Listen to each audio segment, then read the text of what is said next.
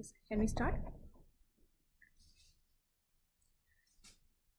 Hello everyone, a very good evening to all. So we'll do a short session on most important questions in physiology.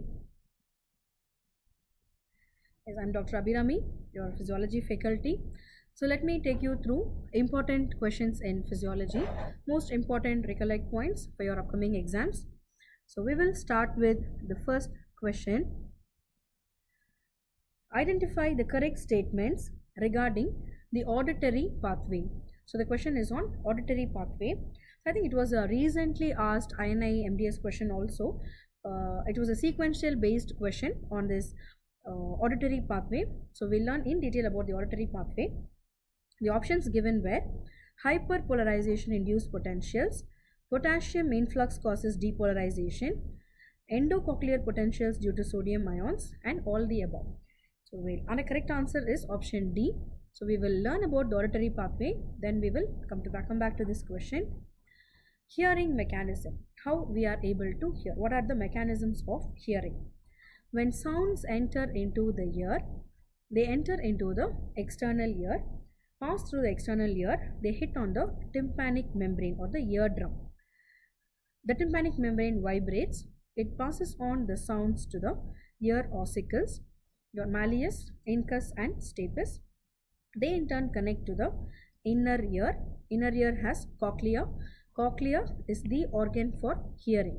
Cochlea, the organ for hearing. Let's zoom into the structure of this cochlea now. This snail-like structure, the round and round structure is the cochlea. If you zoom into the structure of the cochlea, it has two membranes. On top, the Reisner's membrane, and below, the basilar membrane, the Reisner's membrane and the basilar membrane. The two membranes are dividing the cochlea into three parts. On top, the scala vestibuli, below scala tympani, and middle scala media. Scala vestibuli and scala tympani are rich in sodium ions, and the fluid inside the scala vestibuli and scala tympani is called perilymph. The fluid is called perilymph. The fluid inside the scala media is rich in potassium, and this fluid is called endolymph. Endolymph. And the potentials that are developed in the endolymph, that is what we call as endocochlear potentials of plus 80 millivolts or plus 80 to plus 85 millivolts. That is called endocochlear potentials, responsible for hearing. When sounds enter into the ear, it vibrates the organ of corti, which is present on the basilar membrane. On the basilar membrane, there is the organ of corti. So I'll zoom into the organ of corti now. This is the structure of organ of corti. On the basilar membrane, there is the organ of corti. The organ of corti has hair cells on it. See, whenever sounds enter into the ear, it vibrates the tympanic membrane, ear ossicles, then the basilar membrane vibrates, it pushes on the hair cells. So when basilar membrane vibrates and pushes on these hair cells, we'll see what is happening. I have just zoomed into the structure of the organ of corti, the basilar membrane and the organ of corti. Organ of corti has supporting cells, dater cell, pillar cells and hair cells. The hair cells are connected on top to the tectorial membrane. So when the basilar membrane vibrates, it pushes on the hair cells. Look at the structure of these hair cells. There are different heights of hair cells. The shorter hair cells are called stereocilium and the tall ones are called kinocilium. When the basilar membrane vibrates and pushes on the hair cells, so it pushes the shorter ones towards the taller ones. The shorter hair cells are pushed towards the taller ones. Stereocilium pushed towards the kinocilium. So when the basilar membrane vibrates, it pushes the stereocilium towards the kinocilium, and they are all connected by tip link. When stereocilium moves towards the kinocilium, there is opening up of cation channels, and cations enter inside. Preferably, which cation would you think will enter inside? Yes, it is potassium, K plus. Why potassium enters inside? See, that is because all this is happening on the scalar media, and this scalar media is rich in potassium, and that is the reason why potassium enters into the hair cells. And this is only exception in the body where potassium influx causes depolarizations. Usually sodium influx causes depolarization, but this is only segment where potassium influx causes depolarizations. So there is depolarization and therefore an action potential. This action potential is carried by the 8th cranial nerve. Which is the 8th cranial nerve? Vestibular cochlear nerve. Through the 8th cranial nerve, it reaches the auditory cortex on the temporal lobe. When it reaches the auditory cortex, you are able to hear the sounds. How does it travel from 8th cranial nerve to the auditory cortex? This is exactly called as the auditory pathway. What is the auditory pathway? There's a mnemonic for this. Ecolema. E for 8th cranial nerve, C for cochlear nucleus, O for olivary nucleus, superior olivary nucleus, L for lateral lemniscus, I for inferior colliculus, M for medial geniculate body, and A for auditory cortex. When it touches your auditory cortex, you are able to hear the sounds. This is exactly called as the auditory pathway, ecolema. And last year there was a sequential arrangement question based on this. So all these steps were given in different orders, and the question was arrange in sequence the auditory pathway mechanisms. So that is about the auditory pathway. We'll go back to the question. Identify the correct statement regarding auditory pathway. Potassium influx causes depolarization. Yes, this is only exception in the body where potassium influx causes depolarizations. Elsewhere it is sodium influx. Can you recollect where does calcium influx cause depolarization? There are two areas. In smooth muscles and SA node, calcium influx causes depolarization. To summarize, everywhere in the body, sodium influx causes depolarization. Only in the ear, potassium influx causes depolarization. In SA node and smooth muscles, calcium influx causes depolarizations. That is about the discussion on the first question on auditory pathway. So over to the other question. Which of the following event succeeds first heart sound in cardiac cycle? Very important topic, cardiac cycle. So we learn the phases of the cardiac cycle. First, the diagram of cardiac cycle. Yes, let's go for a right. Cardiac cycle. The stages of cardiac cycle. The understanding of this curve is very, very important. Listen carefully. First, we'll see how to label this cardiac cycle diagram. There are different curves in this cardiac cycle diagram. There are pressure curves and there are also volume curves. So, how would we label these curves? First, understand what is cardiac cycle. Every time your heart beats. So, one heartbeat, what is the volume change inside the heart? What is the pressure change inside the heart? That is called cardiac cycle. For every heartbeat, the volume change and pressure change inside the heart. That is called cardiac cycle. That is why the cardiac cycle image, the graph has volume and pressures on y-axis. So we will correlate the volume change and pressure change inside the atrium and the ventricles. First, let's analyze the pressure curves. There are three pressure curves. How would you label these pressure curves? Let me mark the top one pressure curve. I'll trace that in green color now. See if you're able to follow. So this pressure curve, which I'm marking in green color. Look at the pressure variations. It varies from 80 to 120 millimeter of mercury. So if you have a pressure curve with pressure variations of 80 to 120, what is 120/80? Systemic blood pressure. How do you record systemic blood pressure? Using a sphygmomanometer on the brachial artery. But is 120/80 the pressure which started in the brachial artery? No, it is the pressure which started in the first blood vessel which came out of the heart. What is that? Aorta. So what is 120/80? Aortic pressure only is 120/80. So whichever curve has pressure variations of 120 to 80, that curve belongs to the aorta. So I can label this curve as aortic pressure curve. Aortic pressure curve. There is a red colored curve, the big curve, red colored curve. Look at the pressure variations of this curve. It varies from 0 to 120. Such huge variations in pressure from 0 to 120. Only a huge chamber can produce such huge variations in pressure. Which is a huge chamber in the heart? The ventricles. So this big curve belongs to the ventricle. Whichever is the biggest curve belongs to the ventricles.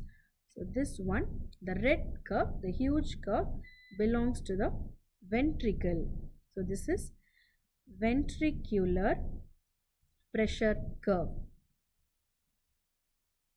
And there is also a small curve. I'll mark that in black now. This curve, a creeping small curve. So how would we label this curve? Look at the pressure variations. It is not even reaching 20. Very low changes in pressure. Very small variations in pressure. Only a small chamber can produce. Which is the small chamber inside the heart? The atrium. So the smallest curve belongs to the smallest chamber, atrium. So this black curve belongs to the atrium. Atrial pressure curve. Atrial pressure curve. So now we have labeled the pressure curves. Now let's label the volume curve. So in volume curve, there is only one volume curve. We are giving more importance for the ventricular volume. So this is the ventricular volume curve. So I can just label it as ventricular volume curve. This is the ventricular volume curve. Now we have labeled the parts of this cardiac cycle graph. What are the phases of cardiac cycle? How will you understand the phases of cardiac cycle? For every heartbeat, what is the pressure change and volume change inside the heart? That is called cardiac cycle. So for every heartbeat, how will the heart beat? It will contract and relax like this. So what are the two phases of cardiac cycle? Contraction and relaxation. What is contraction? Systole. What is relaxation? Diastole. So what are the two phases of cardiac cycle? Contraction or systole, relaxation or diastole. And we have two chambers. Atrial contraction, atrial relaxation. Ventricular contraction, ventricular relaxation. So these are the phases of the cardiac cycle. Atrial systole, atrial diastole. Ventricular systole, ventricular diastole. So let me mark this on the graph. Let's mark the phases of the cardiac cycle. Initially, atrial systole. Atrial diastole is a negligible event. No significant changes take place during atrial diastole. So we are not including it into the curve. So we'll neglect atrial diastole. Followed by ventricular systole, ventricular diastole. So the next phase is ventricular systole followed by ventricular diastole. These are the phases of the cardiac cycle. Next, let's see how to fit valvular events into this. Whenever a valve is closing, it produces a sound that is called the heart sounds. So we'll see how to fit heart sounds into this or the valvular events into this. At the end of atrial systole, when atrium has contracted and pushed blood into the ventricles. So this atrium has contracted and pushed blood into the ventricles. Now the AV valve closes. This is AV valve and it closes. So at the end of atrial contraction, when blood has come into the ventricles, AV valve closes. So in this diagram, at the end of atrial systole, I can place AV valve closure. So this is AV valve closure.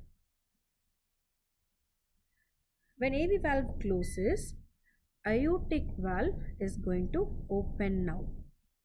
This is the aorta, and aortic valve opens. AV valve closes. Now aortic valve is going to open. So this is followed by aortic valve opening. But in between these two, you have a small phase. AV valve has closed, aortic valve is just going to open. Before it could open, there's a small space where both the valves are closed. AV valve has closed, aortic valve is just going to open. A small period where both the valves are closed. When both the valves are closed, the volume inside the ventricle cannot change. So this phase after AV valve closure and before opening of aortic valve. So this small phase, I have traced it in purple, where both the valves were closed and volume didn't change. I can call it as isovolumetric phase. This is followed by atrial systole. So I can call it as isovolumetric contraction phase. What is isovolumetric contraction phase? AV valve has closed, aortic valve is just going to open, both valves are closed, so volume is not changing, that is why isovolumetric, followed by systole, so it is isovolumetric contraction phase. At the end of isovolumetric contraction phase, aortic valve opens. When aortic valve opens, so I will show it in the diagram, this aortic valve opens and blood flows into the aorta. Ventricle is contracting, ventricular systole, it is pushing blood into the aorta. When blood has moved into the aorta, aortic valve closes. So aortic valve closes. Now again, which valve will open? AV valve opens. This is followed by, in the diagram, AV valve opening. Here also you have a small period where aortic valve has closed, AV valve is just going to open. A small period where both the valves are closed. When both the valves are closed, volume in the ventricle cannot change. So again it is called as isovolumetric phase. So this purple phase, isovolumetric phase. But it is followed by diastole. So it is called isovolumetric relaxation phase. So we have isovolumetric contraction phase and isovolumetric relaxation phase. At the end of isovolumetric relaxation phase, AV valve opens. When AV valve opens, ventricle is getting filled up, ventricular filling. So we'll go back to the question, see if you are able to correlate now. Which of the following event succeeds first heart sound in cardiac cycle? So what is first heart sound? Closure of AV valve results in first heart sound S1. So this is S1. Closure of aortic valve causes S2. This is closure of AV valve S1 and closure of aortic valve S2. So the question is, which of the following events succeeds first heart sound in the cardiac cycle? So following AV valve closure, which means following S1, what is the event? Isovolumetric contraction. See if you can correlate in this diagram. This is the point of S1 where S1 is heard. Following S1, you have this purple phase, isovolumetric contraction phase. Following S1, we have this purple phase, isovolumetric contraction phase. So which is that event which succeeds S1? Isovolumetric contraction phase. And the question can be other way also. Which is that event which succeeds S2? This is S2. Closure of aortic valve is S2. Following this, you have isovolumetric relaxation phase. Yes. Following S1, there is isovolumetric contraction phase. Following S2, there is isovolumetric relaxation phase.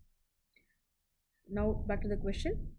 Which of the following event succeeds first heart sound in cardiac cycle? Yes, isovolumetric contraction phase. If the same question was, which of the following event succeeds second heart sound in cardiac cycle, then the answer would be isovolumetric relaxation phase. Hope you understood the phases of the cardiac cycle. Over to the other question. The third question. Glucose is reabsorbed by which type of transporter in the apical membrane of the PCT, proximal convoluted tubule? The answer is secondary active transport. So we'll learn a little about this transporters which are present in the PCT, proximal convoluted tubule. This is PCT or proximal convoluted tubule, and this is the apical side, and this is basolateral membrane. On the other side there is blood. On this side there is urine or the lumen of the tubule. So the transporter that is present for glucose reabsorption in the PCT. From urine, glucose is reabsorbed into the PCT on the apical side by the transporter called SGLT. The subtype is 2, SGLT2. So on the apical side, SGLT2 helps in glucose reabsorption. On the other side, basolateral side is another transporter, GLUT. Glucose transporter GLUT, through which glucose moves into the blood. So two type of transporters for glucose on the proximal convoluted tubule. On the apical side, SGLT2, which means sodium along with glucose, and on the basolateral side through GLUT, which means only glucose is carried. So there is a difference in these transporters.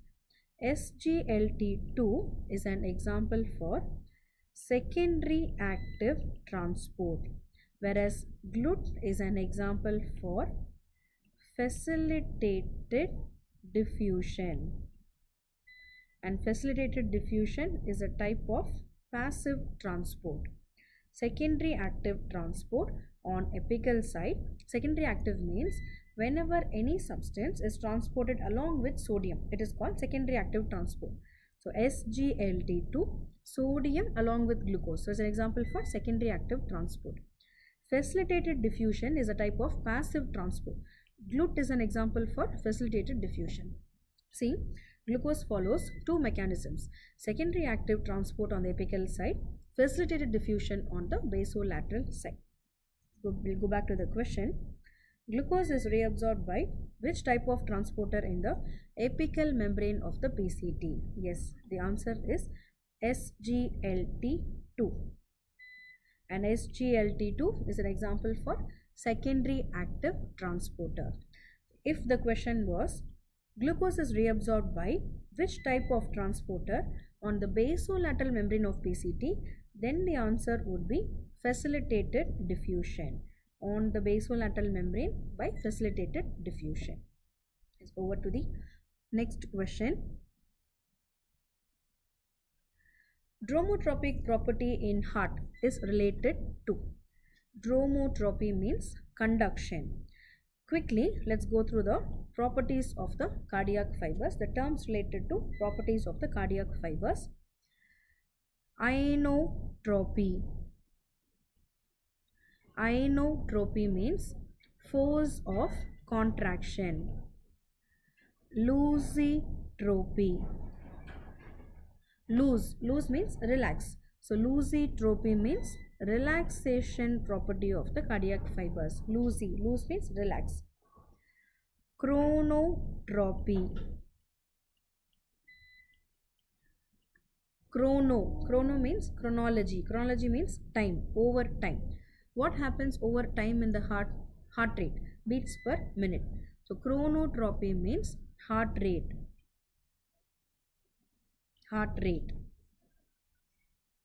Bathmotropy.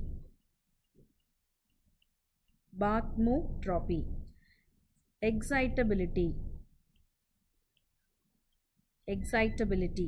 So you remember like this: bath, when you take bath you will be excited. Bathmotropy, excitability. Dromotropy. Drome. Can you name some palindrome words. What is a palindrome? Mom, Malayalam, all these are palindrome words. See, when you write mom, the word can be conducted in both the directions. The word can be conducted in both the directions. Drome means conduction. So dromotropy means conduction property of the heart. So this has come from the word drome. So dromotropy is conductive property of the cardiac fibers. Dromotropy, answer A, conduction. Go to the fifth question. Protein C activation causes. What is protein C first of all? See, in the mechanism of clot formation, you have clotting factors involved. You have intrinsic clotting pathway and extrinsic clotting pathway. Finally, the common pathway where a clot is formed. Usually, blood does not clot inside our blood vessels because we have lot of anticoagulant properties which will prevent the formation of a blood clot. Normally, blood is not clotting inside the blood vessels. Only if it goes for failure of anti-clotting mechanisms, only then you can see a clot inside the blood vessels.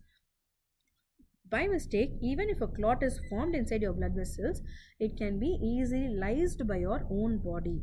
That is called the fibrinolytic system. What is a fibrinolytic system? How a fibrin clot is degraded by your body. That is called fibrinolytic system. The direct agent which degrades the clot. Plasmin. When plasminogen is converted into plasmin, plasmin only lyses the clot. The fibrin clot is lysed by plasmin. What are the factors which help plasmin to lyse the clot? So the factors which help plasmin to lyse the clot: thrombomodulin, thrombin, thrombin, activated protein C, activated protein S, TPA and UPA. TPA and UPA. What is TPA? Tissue plasminogen activator, that is TPA, and UPA is urokinase type plasminogen activator. This is how a clot is lysed. There are two clotting factors which are inactivated in the fibrinolytic system. What are the two clotting factors which are inactivated? Factor 5 and factor 8. Factor 5 is inactivated and factor 8 is inactivated. So this is the natural fibrinolytic system of the body. What is the clinical importance of this? TPA and UPA. You have recombinant forms of TPA and UPA. Human TPA, streptokinase, altiplase, retiplase, urokinase. So all these can be used to lyse a clot. By mistake, if a clot is formed inside your body in heart attacks, in myocardial infarction, you want to lyse a clot in the heart, you can give these drugs. Or there is a brain infarct, there is a block in the brain, clot in the brain, you want to lyse the clot, you can use these drugs. So all these drugs are fibrinolytic drugs. Back to the question. Protein C activation. In which pathway protein C is activated? Fibrinolytic system. What are the two clotting factors which are inactivated in the fibrinolytic system? Factor 5 and factor 8. So here from the options I can choose factor 5. Inactivation of factor 5. The question is about fibrinolytic system. So over to question number 6. Myenteric plexus in GIT controls. The myenteric plexus controls GIT motility. There are two parts in the enteric nervous system. The enteric nervous system, Meissner plexus and myenteric plexus. Meissner's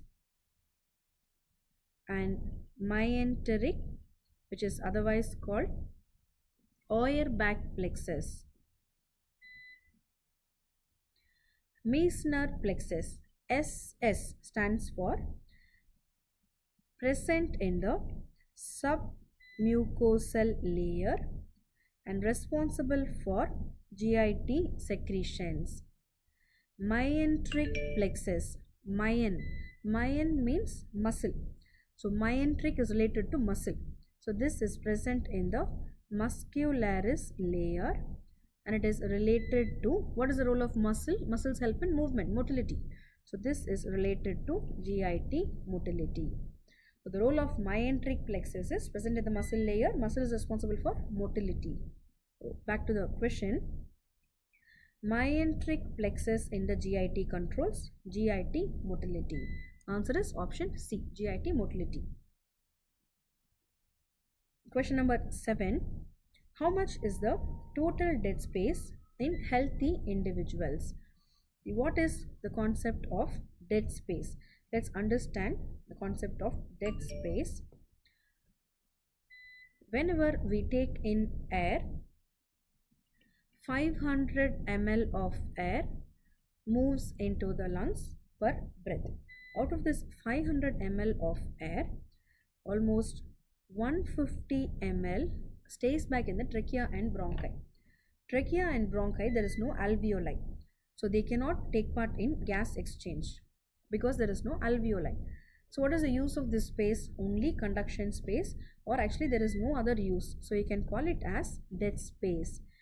Anatomical dead space, which means anatomically trachea and bronchi are meant only for conduction. It is called anatomical dead space. They cannot participate in gas exchange.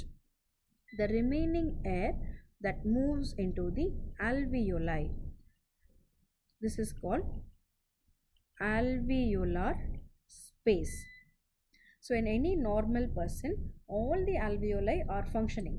So you will have alveolar space, but you will not have alveolar dead space. What is alveolar dead space?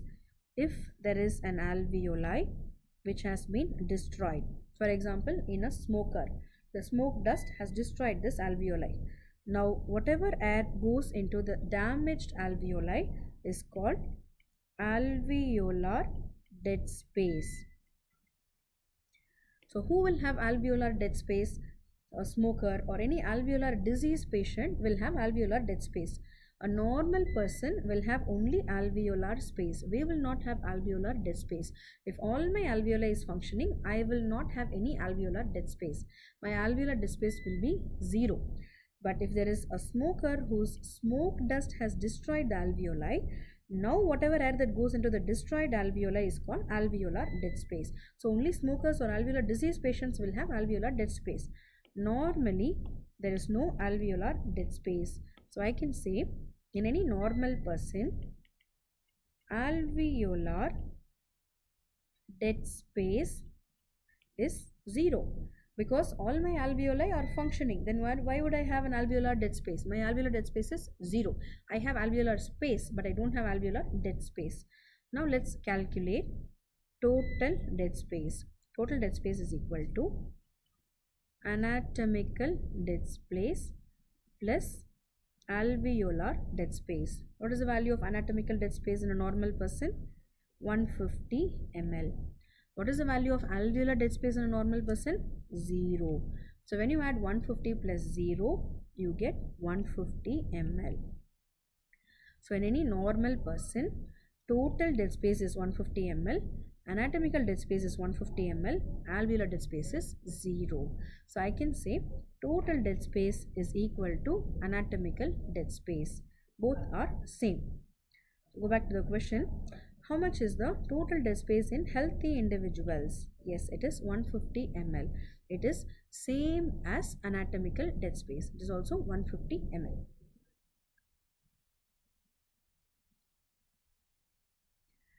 Diffusion related to oxygen transport across the respiratory membrane. This is an example for simple diffusion. What is simple diffusion? Gases like oxygen and carbon dioxide, they can simply go across the membranes. They don't need any transporters to carry. See, that is because oxygen and carbon dioxide are life-saving gases. If you have a transporter to carry oxygen and carbon dioxide, and after some time if that transporter reaches a Tmax, it gets saturated, you cannot carry oxygen and carbon dioxide. That is why by nature itself there are no transporters for oxygen and carbon dioxide. they can go wherever they want. Simply they can go across the membrane. That is called simple diffusion. So by the process of simple diffusion, gases like oxygen and carbon dioxide, they go across the membrane. Simple diffusion.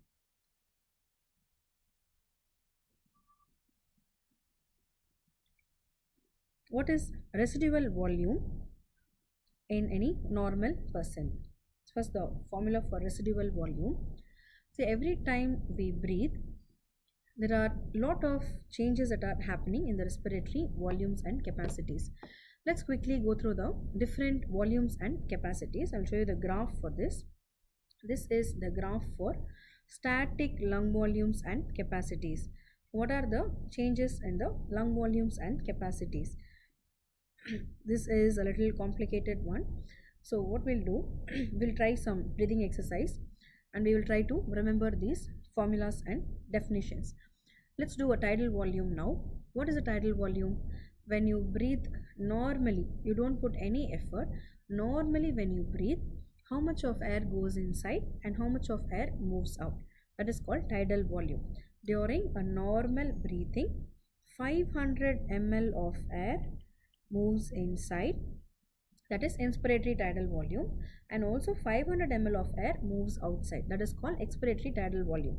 So the tidal volume is 500 ml. The small part of the loop is 500 ml. What is inspiratory reserve volume? At the end of tidal volume, how much ever you are able to take by a deep inspiration. After 500 ml has gone inside, at the end of tidal volume, if you take a deep inspiration, 2 liter of air can move inside. This is called inspiratory reserve volume. So what is the definition for inspiratory reserve volume?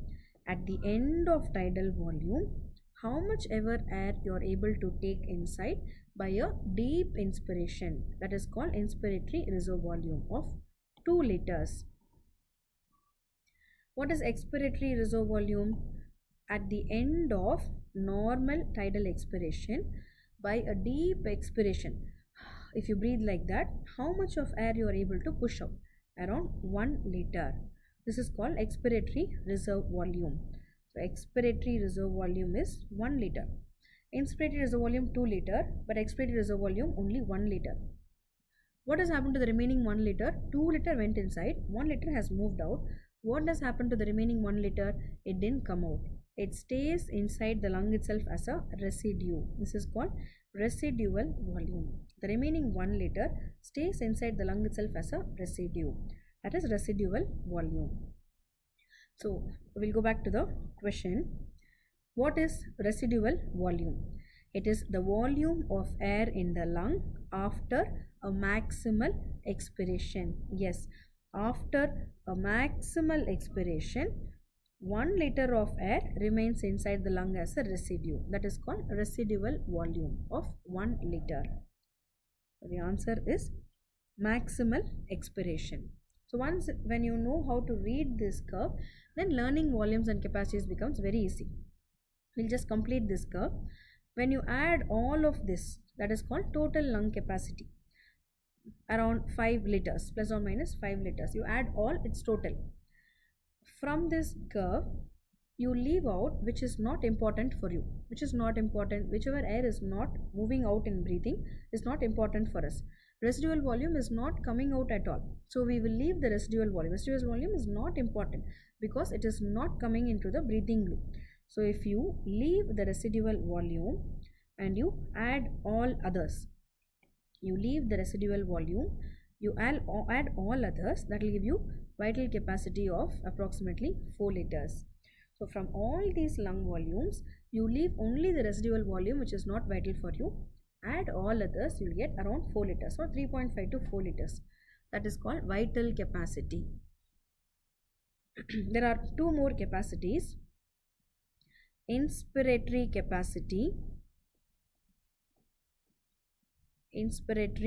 capacity and FRC, functional residual capacity.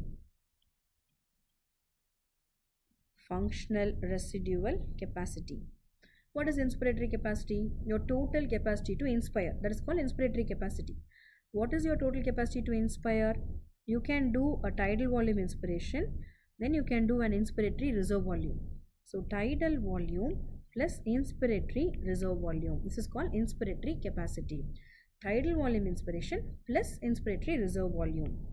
So inspiratory capacity is tidal volume plus IRV. What is FRC on the other side? Residual volume plus ERV is functional residual capacity. Tidal volume plus IRV inspiratory capacity. Residual volume plus ERV is FRC. I think you are clear with the question now.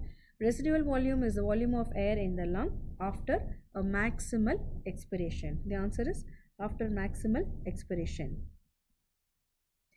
Go to the 10th question. Which of the following is inversely related to stroke volume? First we'll understand what is stroke volume. Cardiac output is equal to heart rate into stroke volume. Stroke volume means for every stroke of the heart.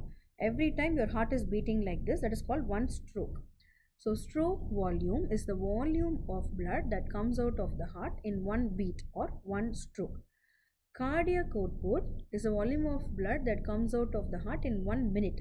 So this is per minute. Stroke volume is per beat. Every beat, how much of blood is moving out? That is stroke volume. For every minute, how much of blood is moving out? That is cardiac output. That is why to get cardiac output, we multiply stroke volume by the heart rate. Stroke volume in turn depends on 3 factors. Stroke volume depends on preload, contractility and afterload. Preload, contractility and afterload. Stroke volume depends on these 3 factors. First let's understand contractility. What is contractility? Contraction of the heart. More the contractility, more will be the stroke volume. So contractility is directly proportional to stroke volume. What about preload and afterload? First you have to understand these terms, preload and afterload. Preload means this is the heart. Preload means the heart is getting loaded. How will you load the heart? I'll show you something. Just see how this balloon is getting loaded. So this is, if suppose this is the heart, we are going to load this. See how am I loading this? So now it has been loaded. How did we load this? By filling air into this, I had loaded. Now it is loaded. Before the load, preload, what has happened? Filling has happened. Only if you fill, it will get loaded. So before loading, you have to fill it. So preload means filling of the heart. Preload means filling of the heart. What is filling the heart? How would you fill the heart? Who will fill the heart? Veins will bring blood into the heart. That is called venous return. Venous return only is filling the heart. So preload means filling or venous return. When the heart is fully filled with blood, it will go into its end diastolic volume. At the end of diastole, that's called end diastolic volume. So whenever you fill the heart, venous return is filling the heart, it will go into end diastolic volume. So preload means filling or venous return or end diastolic volume. How is this related to stroke volume? More the filling, more will be the stroke volume. So preload or filling is directly proportional to stroke volume. So this is also directly related to stroke volume. What about afterload? What is afterload? Okay, after this load, now this heart has been loaded. After this load, there is the nostril here. So this nostril has a pressure in it. The pressure in this nostril only determines whether air has to move out or not. So the pressure in the nostril only is after the load. In heart, which is that big blood vessel which comes out of the left ventricle, aorta. So blood has to go into this aorta now. When blood goes into the aorta, the pressure in the aorta only determines the afterload. So I'll show you again. Now it is loaded. How did I load? Preload is filling. Now after the load, there is aorta. The pressure in the aorta is after load. So after load means it is aortic pressure. After load is aortic pressure. After load means aortic pressure. How is this related to stroke volume? If you increase the pressure in the nostril, air cannot come out. If I decrease the pressure, air can come out. Same way in the aorta also. If you increase the pressure in the aorta, if you close the aorta, if I increase the pressure in the aorta, blood cannot come out. Stroke volume will decrease. If I release the pressure in the aorta, then blood can easily move out. So aortic pressure is only after load. More the aortic pressure, less will be the stroke volume. So this is inversely related to stroke volume. So first two factors, more the preload, more the stroke volume. More the contractility, more the stroke volume. The third factor, aortic pressure or afterload, is inversely related to stroke volume. More you close the nostril of the aorta, blood cannot come out. So more the aortic pressure, stroke volume will be less. It will decrease. So that is about the question. Which of the following is inversely related to stroke volume? Afterload is inversely related to stroke volume, because afterload means aortic pressure.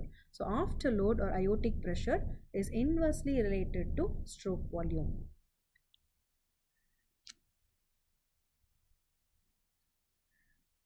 Yes, with that we complete the discussion of 10 important MCQs or important concepts probably would be asked for your upcoming exams. Is any doubts if you have, we can go ahead, otherwise we can finish the session. Yes, be crazy, be stupid, be silly, be whatever you want, because life is too short to be anything but happy. Yes, thank you so much. Any queries we can go ahead, otherwise we can wind up the session.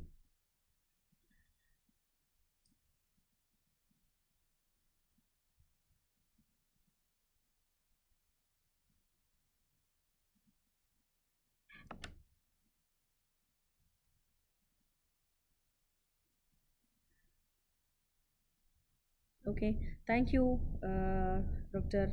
Malini Krishnamurthy and Naveen Prakash. Thank you so much for your valuable comments.